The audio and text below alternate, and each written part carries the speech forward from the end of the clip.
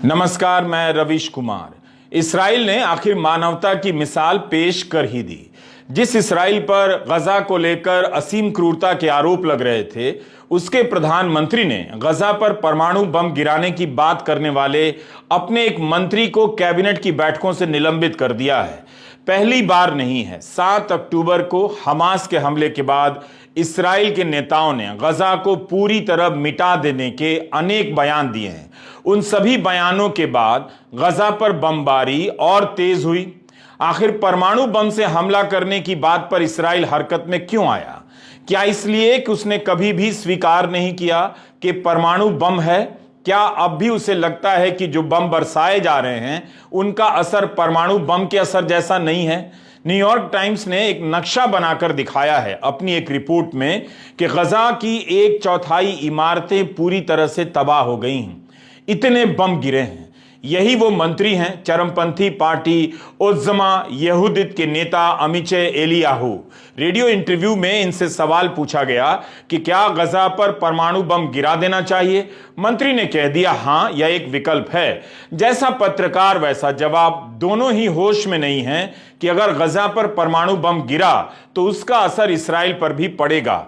Eliyahu ने social media पर कहा कि यह हर समझदार इंसान को पता है कि परमाणु वाली बात प्रतीक के तौर पर कही गई। एलियाहू उसी पार्टी के सदस्य हैं जिससे इसराइल के राष्ट्रीय सुरक्षा मंत्री इतमार बेन-ग्विर आते हैं। बेन-ग्विर वही मंत्री हैं जिन्होंने कुछ दिन पहले कहा था कि गजा में मानवीय सहायता नहीं, हजारों टन विस्फोटक जाना चाहिए। खुद भले ही एलियाहू उतनी अहमियत ना रखते हों, मगर ऐसे ही बयान इसराइल के राष्ट्रपति आइजैक हर्जोग दे चुके हैं जब उन्होंने कहा कि गजा में कोई नागरिक निर्दोष नहीं है। जब इस मंत्री से पूछा गया कि गजा पर पूर्ण कब्जा हो जाएगा तो फलस्तीनी आबादी कहां जाएगी, तो जनाब ने कहा कि वो आयरलैंड या रेगिस्तान में जा सकते हैं। गजा के आम लोगों को राक्षस कहते हैं, जबकि अमेरिका से लेकर तमाम देश बार बार कह चुके हैं कि हमास और गजा के आम लोगों में बहुत अंतर है। गजा के सभी लोग हमास नहीं हैं। एलियाहू ने कहा है कि उत्तरी गजा को अस्तित्व का अधिकार ही नहीं है। क्या इस बात के लिए नेतन्याहू पूजे जाएंगे कि उन्होंने परमाणु बम गिराने वाले एक मंत्री को कैबिनेट की बैठकों से निलंबित कर दिया? मगर वही बातें तो बाकी लोग भी कर रहे हैं। खुद उनके फैसलों से भी यही झलकता है। जेरूसलम पोस्ट ने संपादकीय में लिखा है कि एलियाहू को जाना होगा, मगर गजा के नागरिकों पर हजारों टन बम गिराने वाले नेतन्याहू को कौन बर्खास्त करेगा? वहां के अखबारों में ही लेख छप रहे हैं कि प्रधानमंत्री नेतन्याहू को इस्तीफा देना चाहिए, नाकामी की जिम्मेदारी स्वीकार करनी चाहिए और फिर इन्हें बर्खास्त कर दिया जाना चाहिए। जेरूसलम में नेतन्याहू के घर के बाहर सरकार की नाकामी के खिलाफ प्रदर्शन हुए हैं। उनके इस्तीफे और जेल में डालने की मांगे की गईं। तल अवीव में हजारों लोगों का प्रदर्शन हुआ। लोगों के पोस्टर पर युद्ध विराम की मांगे लिखी हैं और बंधकों की हर हाल में रिहाई के नारे लिखे हैं। नेतन्याहू के दफ्तर ने ट्वीट कर कहा है कि नागरिकों को नुकसान ना पहुंचे, इसके लिए इसराइल अंतर्राष्ट्रीय कानूनों के उच्चतम मानकों के अनुसार अपनी कार्रवाई कर रहा है। गजा के नागरिकों पर बम गिराए जा रहे हैं। दुनिया भर के देश बमबारी रोक देने की अपील कर रहे हैं। नेतन्याहू का दफ्तर कह रहा है कि इसराइल अंतर्राष्ट्रीय कानूनों के उच्चतम मानकों के अनुसार अपनी कार्रवाई कर रहा है। अगर यह उच्चतम मानकों का प्रदर्शन है, पालन है, तो क्या इसके बाद भी कुछ कहना और समझना बाकी रह जाता है? जो इसराइल किसी की नहीं सुन रहा, परमाणु बम वाले बयान को लेकर हरकत में क्यों आया? इसराइल के परमाणु बम रखने के अंदेशे के चलते ही उसके पड़ोसी देश परमाणु बम रखने की बात करते हैं। ईरान पर इस बात को लेकर प्रतिबंध भी लगाए गए, जिससे उसकी अर्थव्यवस्था को भारी क्षति पहुंची।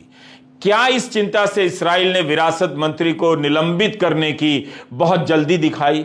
7 अगस्त के बाद से लेकर अब तक इसराइल ने गजा पर कितने हजार टन के बम गिराए हैं, इसे लेकर मीडिया में अलग अलग आंकड़े हैं। 3 नवंबर की मिडिल ईस्ट मॉनिटर की रिपोर्ट है कि इसराइल अभी तक 25,000 टन बम गिरा चुका है, जो 2 परमाणु बम के बराबर है। गजा के एक घर पर औसतन 10 टन बम गिरा है। पिछले 2 दिनों में और भारी बमबारी हुई है। डॉक्टर अबू सित्ता ने ट्वीट किया है कि अल शिफा में 500 शव लाए गए। डॉक्टर सिता गजा के अल-शिफा अस्पताल के सर्जन हैं, वहां पर वॉलंटियर के रूप में काम करने गए हैं। न्यूयॉर्क टाइम्स ने सैटेलाइट की तस्वीरों से रिपोर्ट किया है कि जबलिया कैंप पर गिराए गए कम से कम 2 बम 2000 पाउंड के थे। सूत्रों के हवाले से ही रिपोर्ट हुआ है कि अमेरिका अब इसराइल को छोटे बम भेजने का प्रयास कर रहा है। अमेरिका को उम्मीद है कि इसराइल नागरिकों को पहुंचाने वाली क्षति को कम करने के लिए इनका इस्तेमाल करेगा। क्या दुनिया को अब मानवता की यही परिभाषा स्वीकार कर लेनी चाहिए कि अमेरिका छोटे बम की सप्लाई करेगा ताकि नुकसान कम हो? क्या यह मान लिया गया है कि अब दुनिया में कोई भी सोचने समझने लायक नहीं बचा? 30 दिनों से बम बरस रहे हैं, 10,000 से अधिक लोग मर गए, हजारों लोग घायल हो गए। अब अमेरिका छोटा बम भेजेगा ताकि आप उनकी मानवीयता पर पिघल जाएं। जिस मंत्री ने परमाणु बम से हमले की बात कही है और जो नेतन्याहू कर रहे हैं, दोनों में क्या अंतर है? बम गजा पर गिर रहे हैं और मानवता इसराइल में प्रवाहित हो रही है। यहां के 100 डॉक्टरों ने, इसराइल के 100 डॉक्टरों ने मांग पत्र पर दस्तखत किए हैं कि गजा के अस्पताल पर बम गिरा देना चाहिए, जैसे अभी तक इसराइल गजा के अस्पतालों पर पानी छिड़क रहा था। 29 दिनों से जो डॉक्टर और मेडिकल कर्मचारी गजा में फंसे हैं और बमबारी के बीच इलाज कर रहे हैं, क्या उन्हें भी मारने की मांग की जा रही है और वो भी डॉक्टर कर रहे हैं? क्या नेतन्याहू इन 100 डॉक्टरों के खिलाफ भी कार्रवाई करेंगे? संयुक्त राष्ट्र के अनुसार जब से युद्ध शुरू हुआ है, गजा में 40 से अधिक स्वास्थ्य कर्मचारी मारे गए हैं। कई डॉक्टरों का पूरा परिवार तबाह हो गया है और उसके बाद भी 100 इस्राएली डॉक्टर बाकायदा साइन कर रहे हैं कि गजा के अस्पतालों पर बम गिरा देना चाहिए।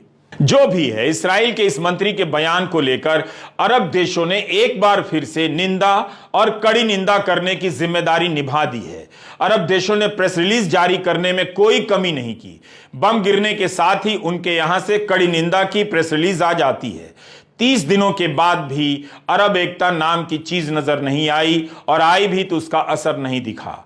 अमेरिका के विदेश सचिव 1 महीने में तीसरी बार इसराइल और अरब देशों का दौरा कर रहे हैं। इनके दौरे से हेडलाइन ही बन रही है मगर नतीजा नहीं निकल रहा। ब्लिंकन मानवाधिकार के लिए विराम की बात करते हैं मगर इसराइल उसका उल्टा करता है। 22 अरब देश हैं जिसका हिस्सा फलस्तीन भी है। इन 22 देशों में से जॉर्डन और बहरीन को छोड़कर किसी ने इसराइल से अपने राजदूत वापस नहीं बुलाए। इराक, लेबनान, मिस्र, सऊदी अरब, कुवैत, संयुक्त अरब अमीरात, मोरक्को, ओमान, कतर, अल्जीरिया के राजदूत तल अबीब में मौजूद हैं। विश्लेषण छप रहे हैं कि सऊदी अरब और संयुक्त अरब अमीरात इसराइल से अपने रिश्तों को बेहतर करने में लगे हैं, जबकि गैर अरब देश बोलीविया, कोलंबिया, होंडुरस, चीले और तुर्की ने अपने राजदूत बुला लिए हैं। दुनिया के मानचित्र पर छोटे और मामूली नजर आने वाले कई देशों ने इसराइल के जवाबी हमले की निंदा की है। संयुक्त राष्ट्र में मानवीय ठहराव के पक्ष में वोट दिया है। इनमें ब्राजील, चीन, इंडोनेशिया, रूस भी शामिल हैं। आपको याद होगा कि भारत ने वोट नहीं दिया था। इसराइल को हथियार और पैसे की सप्लाई करने वाला अमेरिका अभी तक कुछ भी ऐसा नहीं कर पाया जिससे लगे कि नेतन्याहू उसकी बात सुन रहे हैं। केवल विश्लेषण छप रहे हैं कि अब अमेरिका विराम के लिए सख्त होने जा रहा है। इसी में 29 दिन 30 दिन गुजर गए। राष्ट्रपति जो बाइडेन की यात्रा का भी कोई नतीजा नहीं निकला। गजा में मदद पहुंचाने का काम बहुत धीमा और अपर्याप्त है। विदेश सचिव ब्लिंकन के दौरे के एक दिन बाद इसराइल के विरासत मंत्री का बयान आ गया कि गजा पर परमाणु बम गिरा देना चाहिए। इसराइल लगातार अमेरिका को चुनौती दे रहा है और अमेरिका लगातार इसराइल को हथियार दे रहा है। जिसके पैसे और हथियार से आप जंग लड़ रहे हैं, उसे ही चुनौती देने की यह घटना कमाल की है और दुनिया के सामने है। इसे बियर हग कहते हैं। कौन जाने कान में किसने किसे क्या कहा, लेकिन जो सामने कहा जा रहा है उसमें लगता नहीं कि इसराइल कुछ छिपा रहा है। ब्लिंकन ने शुक्रवार को कहा कि मैंने नेतन्याहू से मीटिंग में कहा कि ठहराव पर विचार करें ताकि नागरिकों तक सहायता पहुंचे, और यह भी कहा कि हमास पर हमले के दौरान फलस्तीनी नागरिकों की मौतों को कम कैसे किया जा सकता है, इस पर सुझाव दिए गए। मगर नेतन्याहू ने कुछ ही देर बाद टीवी पर आकर कहा कि इसराइल ऐसे किसी भी ठहराव को ठुकराता है जिसमें हमारे बंधकों की रिहाई शामिल ना हो। ऐसा ठहराव हमास को मौका देगा कि वो फिर से संगठित हो। चूंकि नागरिकों के नुकसान की बात प्रेस कॉन्फ्रेंस में नहीं कही गई, न्यूयॉर्क टाइम्स ने सूत्रों के हवाले से खबर छापी है, तो इसे बहुत गंभीरता से लेने की जरूरत नहीं कि अमेरिका ठोस रूप से दबाव डाल ही ही रहा होगा, क्योंकि अरब देशों के साथ के बैठक में ब्लिंकन वही बात करने लगे जो नेतन्याहू कर रहे थे। ब्लिंकन ने कहा कि युद्ध विराम हुआ तो हमास के हमले बढ़ जाएंगे। कल शाम प्रेस कॉन्फ्रेंस कर नेतन्याहू ने कहा कि हमारे बंधकों की रिहाई के बिना कोई युद्ध विराम नहीं होगा। इस शब्द को शब्दकोश से ही हटा देना चाहिए। यह संदेश हमारे मित्रों और शत्रुओं सबके लिए है। तो सूत्रों के हवाले से न्यूयॉर्क टाइम्स में छपा है कि इस्राइल से कहा गया है कि हमले से पहले हमास के नेताओं के ठिकानों की बेहतर जानकारी जमा करे, टनल के नेटवर्क को ध्वस्त करने के लिए छोटे बम का इस्तेमाल करे और जमीनी सैन्य बलों का इस्तेमाल कर नागरिकों को उन इलाकों से हटाए जहां पर हमास के लड़ाके मौजूद हैं। एम्बुलेंस पर बम गिराए जाने को लेकर इस्राइल की आलोचना हो रही है। इसके जवाब में इस्राइल ने कहा कि उसे ठीक ठीक जानकारी थी कि एम्बुलेंस में सवार होकर हमास के आतंकवादी भाग रहे थे। अब जिस इस्राइल को यह पता ही नहीं चला कि 7 अक्टूबर को हमास हमला करने आ रहा है, उसकी सीमाओं के भीतर घुस जाएगा, वह अब जान जा रहा है कि एम्बुलेंस में मरीज नहीं है, हमास के आतंकवादी भाग रहे हैं। इस्राइल ने इस हमले की जिम्मेदारी ली है, जिसमें 15 लोगों की मौत हुई है और 60 लोग घायल हुए हैं। एक वरिष्ठ अमेरिकी अधिकारी ने NBC न्यूज से कहा है कि हमास नागरिकों के साथ अपने घायल लड़ाकों को रफा बॉर्डर से मिस्र भेजना चाहता था, मगर ऐसा नहीं किया जा सका। फलस्तीनी रेड क्रिसेंट ने कहा है कि एम्बुलेंस लोगों को दक्षिण की ओर ले जाना चाहती थी ताकि उनका इलाज हो।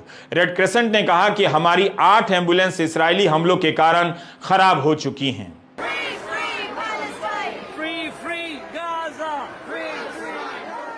इसराइल के इस हमले के विरोध में लंदन, पेरिस, बर्लिन में बड़े बड़े प्रदर्शन हुए। यह वीडियो ऑस्ट्रेलिया का है। यहां भी रविवार के दिन काफी बड़ा प्रदर्शन हुआ। इसराइल इन प्रदर्शनों पर हमास के समर्थक होने का आरोप लगाता है, जबकि इनमें आने वाले लोग फलस्तीन की मांग कर रहे हैं, उसकी मुक्ति के नारे लगा रहे हैं और गजा पर बमबारी रोकने की मांग कर रहे हैं। इसराइल के अखबारों में अब लेख छप रहे हैं कि इसराइल के समर्थन में भी दुनिया भर में प्रदर्शन होने की जरूरत है, लेकिन यह वो प्रदर्शन है जो अपने देश की सरकार के खिलाफ भी हो रहे हैं। जनता खुद भी सड़कों पर आ रही है, ना कि लाई जा रही है। इस्राएली सेना ने अपने प्रेस कॉन्फ्रेंस में बताया है कि हमले के बाद से इसराइल ने अपने विमानों से 15 लाख पर्चे गजा में गिराए हैं। अभी तक बम के गिराए जाने की ही रिपोर्ट हो रही है, मगर जेरूसलम पोस्ट ने छापा है कि 15 लाख पर्चे गिराए गए हैं और सेना ने दावा किया है कि 60 लाख फोन कॉल किए गए हैं। ऐसी कार्रवाई इसराइल की सेना ने पहले भी की है। रिपोर्ट में यह साफ साफ नहीं लिखा है कि क्या ये फोन कॉल केवल गजा में किए गए। वहां तो बिजली नहीं, फोन चार्ज नहीं, कनेक्शन नहीं, बम गिर रहा है, फोन उठाने के लिए कौन घरों में बैठा है। विचित्र विचित्र की बातें हो रही। अल जजीरा में ये ज़ोरेन कुसुवैग की 3 नवंबर की रिपोर्ट है। बताया गया है कि इसराइल हमले की शुरुआत में ये बताया करता था कि कितने हवाई हमले किए जा रहे हैं, कितने बम गिराए जा रहे हैं। फिर इसमें संशोधन किया गया। हो सकता है कि यह सोचकर कि गजा पर हजारों बम गिराना सही संदेश नहीं दे रहा है, तब इसराइल ने यह आंकड़े देने शुरू कर दिए कि वो कितने ठिकानों पर हमले कर रहा है। 1 सप्ताह पहले आखिरी बार आंकड़े जारी किए गए कि गजा में 12,000 ठिकानों पर हमले किए गए। इसके अलावा कुछ जानकारी नहीं, कैसे हमला हुआ, किस पर हमला हुआ। अल जजीरा ने यह भी लिखा है कि गजा पर गिराए जाने वाले तकरीबन सभी बम अमेरिकी हैं, वियतनाम के जमाने से इस्तेमाल हो रहे हैं। अल जजीरा के विश्लेषण के मुताबिक अब तक 6.5 करोड़ से अधिक के बम गिराए जा चुके हैं।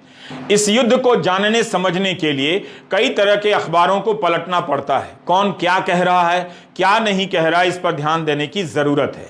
आखिर इसराइल ने यह जानकारी क्यों बंद कर दी कि कितने बम गिराए गए। इसराइल के समाचार पत्रों में छप रहा था कि जिन परिवारों के लोग बंधक बनाए गए हैं वो नेतन्याहू और युद्ध से नाराज हैं। इसराइल के रक्षा मंत्री ने भी कहा कि बंधकों के कारण युद्ध पर कोई असर नहीं पड़ेगा। जेरूसलम पोस्ट में प्रधानमंत्री नेतन्याहू का बयान छपा है कि जब तक बंधक रिहा नहीं किए जाएंगे सीज फायर नहीं होगा। कुल मिलाकर देखा जाए तो इस मामले में भी बयानबाजी हो रही है। बंधकों के बारे में ठोस प्रस्ताव या प्रयास या नतीजों का दर्शन नहीं हो रहा।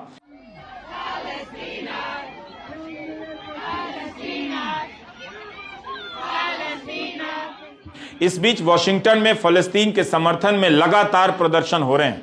व्हाइट हाउस के बाहर हुए प्रदर्शन में मामूली हिंसा भी हुई। लोगों ने दीवारें फांदने की कोशिश की है। इमारत के दरवाजों पर लाल रंग फेंक दिया गया। ब्लिंकन की प्रेस कॉन्फ्रेंस के दौरान लोग हाथों पर लाल रंग लगाकर प्रदर्शन करने लगे, दिखाने के लिए कि अमेरिका के हाथ खून से सने हैं। अमेरिका में एक सैन्य जहाज को इस्राइल तक युद्ध सामग्री ले जाने से रोकने के लिए 50 प्रदर्शनकारी उस पर 5 घंटों तक रस्सियों से लटके रहे। वहां के अखबारों में छप रहा है कि गजा पर बमबारी के कारण जो बाइडेन के समर्थन में कमी आ रही है। गैलप के एक सर्वे में निकलकर आया है कि 1 महीने के भीतर जो बाइडेन के समर्थन में 11% की गिरावट आ गई है। बाइडेन को एक तरफ यहूदियों का भरपूर समर्थन मिल रहा है तो दूसरी तरफ अमेरिकी मुसलमानों और गजा पर बमबारी के विरोधी उदारवादियों का समर्थन वो खोते जा रहे हैं। जो बाइडेन की डेमोक्रेट पार्टी में भी विभाजन देखा जा रहा है। इसके बाद भी जो बाइडेन अपनी लाइन पर शुरू से कायम है। इन प्रदर्शनों का असर तो हो रहा है, भले ही युद्ध विराम नहीं हो रहा है, मगर इस्राइल को लगने लगा है कि दुनिया में केवल उसकी बात नहीं जा रही है, उससे ज्यादा फलस्तीन की बात भी जाने लगी है। 1 नवंबर को बाइडेन भी ठहराव की बात कर चुके हैं। अमेरिकी सरकार ने अपनी तरफ से साफ कर दिया है कि इसके पीछे उनका उद्देश्य बंधकों की रिहाई के लिए रास्ता बनाना है। बाइडेन मिनियापोलिस में भाषण दे रहे थे, तब किसी ने भीड़ में से कि युद्ध विराम की बात कीजिए। बाइडेन का जवाब आया कि मुझे लगता है हमें युद्ध में ठहराव की जरूरत है। आपने गौर किया होगा कि बाइडेन ह्यूमैनिटेरियन पॉज की बात कर रहे हैं, सीज फायर की नहीं। संयुक्त राष्ट्र की वेबसाइट पर ह्यूमैनिटेरियन पॉज के लिए हिंदी में मानवीय ठहराव का इस्तेमाल हुआ है।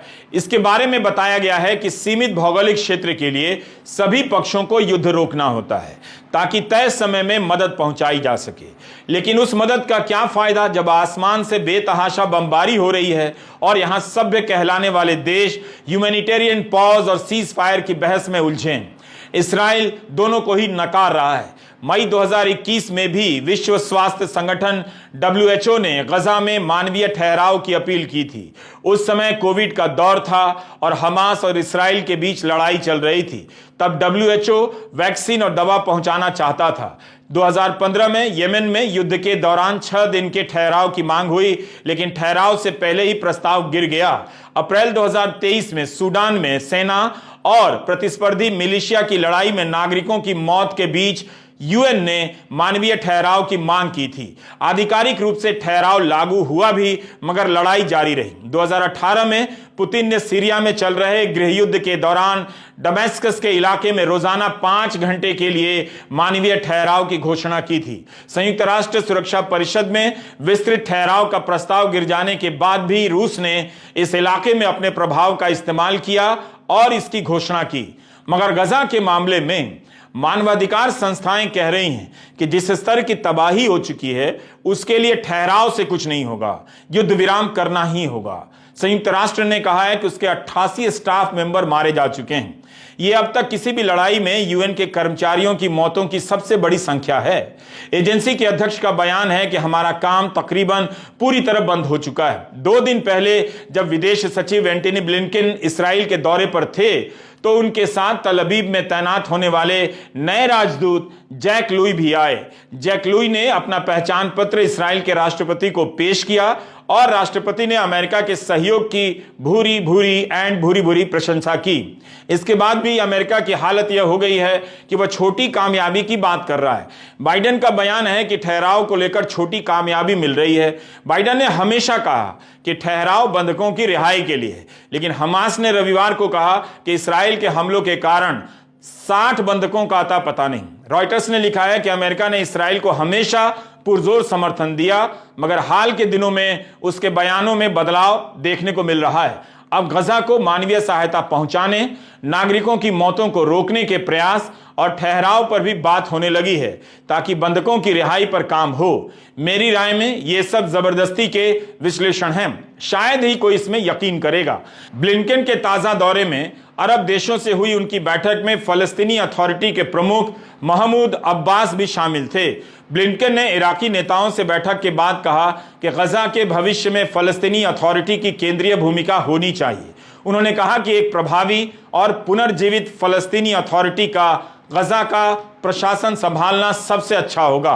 अन्य देश और अंतर्राष्ट्रीय एजेंसियां अंतराल में सुरक्षा मुहैया करवाती रहेंगी। सभी जानते हैं कि पीएलओ और पीए यानी फलस्तीनी अथॉरिटी को कमजोर करने के लिए हमास को खड़ा किया गया।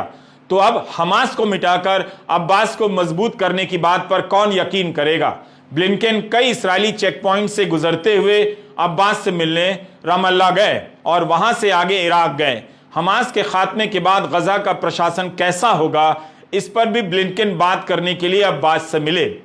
इस प्रस्ताव को लेकर सवाल उठ रहे हैं कि महमूद अब्बास नाम के प्रतिनिधि हैं, इस वक्त ही उनकी कोई हैसियत नहीं, तो आगे इस्राइल उनकी बात क्यों सुने। ब्लिंकेन के दौरे के बाद इस्राएली सेना का बयान आया कि उसकी जमीनी कार्रवाई ने गजा को 2 हिस्सों में काट दिया है। सेना के प्रवक्ता ने कहा है कि इस्राएली सैन्य बलों ने गजा शहर को चारों तरफ से घेरा। हमारा हमला जारी है कहते हैं, और अब एक दक्षिण गजा है और एक उत्तर गजा है। इस्राएल ने कहा कि हमारा उद्देश्य है कि उत्तरी गजा से नागरिकों को हटाया जाए ताकि हम हमास के खिलाफ लड़ाई जारी रखें। क्या ये इस्राएल 2 राष्ट्र के समाधान के लिए कभी भी तैयार होगा?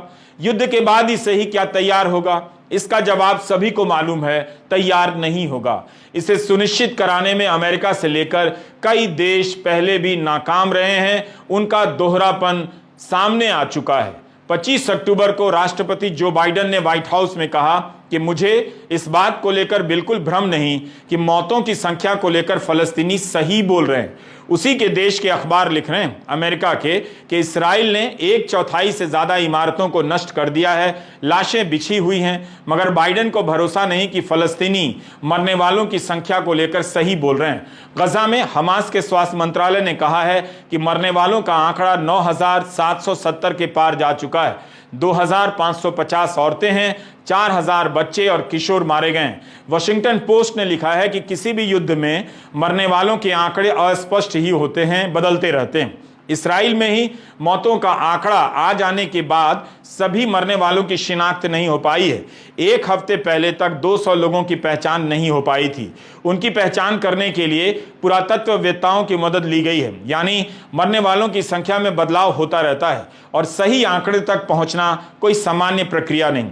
इस हिसाब से देखें तो गजा में जो हालात हैं वहां से ताज़े आंकड़े आना आसान नहीं, ये काम अस्पतालों का होता है। गजा के स्वास्थ्य मंत्रालय के डायरेक्टर जनरल ने कहा है कि मैं बाइडेन के बयान से इतना व्यथित था कि मैंने अपने स्टाफ से एक लिस्ट जारी करने को कहा जिसमें मरने वाले हर व्यक्ति का नाम लिखा हो। जब यह लिस्ट जारी की गई तब ये 212 पन्नों की निकली और इसमें तकरीबन 7,000 नाम थे।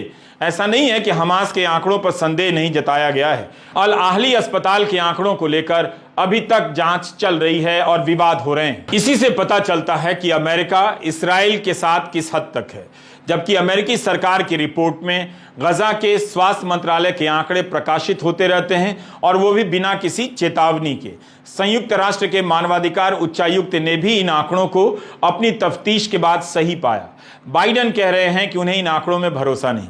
जरूर फलस्तीनी आंकड़ों को लेकर कुछ सवाल हो सकते हैं, जैसे उन आंकड़ों में नहीं बताया जाता है कि हमास के कितने मारे गए और आम नागरिक कितने, मगर यह गिनने और बताने की हालत वहां कैसी होगी, इसकी उम्मीद किस आधार पर की जा रही है।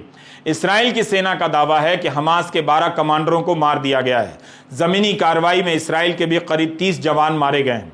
इसी के साथ उत्तरी गजा में हमास के 450 अड्डों को भी तबाह करने का दावा किया जा रहा है। People are living in a horrific nightmare. Food and water are running out.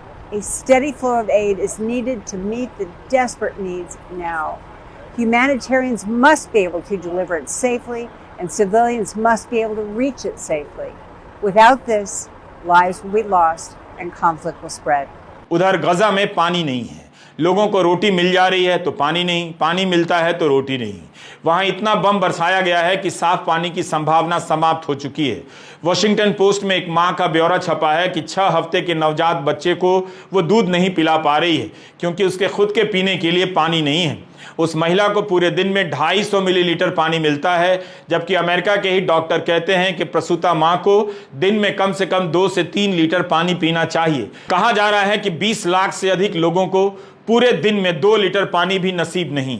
पहले भी यहां भेजा जाने वाला पानी इतना गंदा होता था कि 4 में से 1 बच्चे को डायरिया की बीमारी रहती थी। संयुक्त राष्ट्र राहत व कार्य एजेंसी UNRWA ने कहा है कि जल्दी ही लोग प्यास से तड़पकर मरने लग जाएंगे।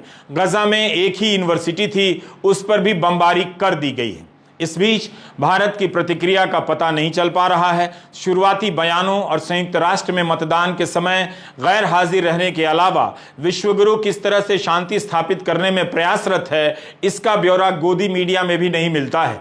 इस तरह के झूठ भी बोलने की अब जरूरत महसूस नहीं की जा रही कि प्रधानमंत्री मोदी ने पुतिन को फोन कर दिया, युद्ध को कुछ घंटे के लिए रुकवा दिया। उस समय मंत्रियों के इस झूठ का भांडाफोड़ विदेश मंत्रालय ने ही कर दिया था और कहा था कि इस तरह की बातें फिजूल की हैं। हमास के हमले और गजा पर बमबारी ने पश्चिमी दुनिया के हुक्मरानों का चेहरा आपके सामने बेहतर तरीके से उजागर कर दिया है। चाहें तो निंदा करने वाले अरब देशों का भी चेहरा देख सकते हैं। सड़कों पर उतरी जनता की चिंता में हुक्मरान मानवाधिकार विराम की बात कर रहे हैं। अगर जनता सड़कों पर नहीं उतरती तो वो भी नहीं करते। यही आपके सुपर पावर देश हैं और आप उनकी सुपारी लिए गांव-गांव में घूम रहे हैं। नमस्कार, मैं रवीश कुमार।